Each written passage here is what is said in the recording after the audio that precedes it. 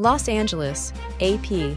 A brawl erupted at UCLA after pro-Israel protesters tried to remove barricades at a pro-Palestinian encampment, and activists at the University of Wisconsin in Madison clashed with police officers who destroyed their tents in a day of escalating violence on some college campuses over the war in Gaza.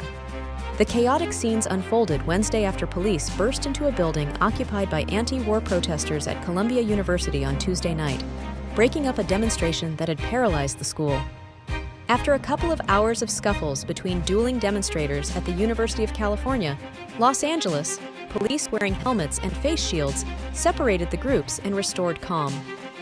Later Wednesday, pro-Palestinian protesters rebuilt a barricade around their encampment.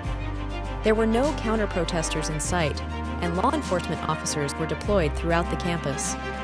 In Madison on Wednesday, police with shields removed all but one tent and shoved protesters, resulting in a scrum.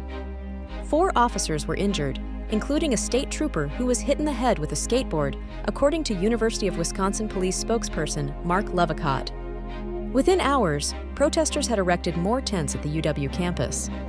More than 30 people were arrested, most of them released without charges, but 4 were charged with battering law enforcement, police said.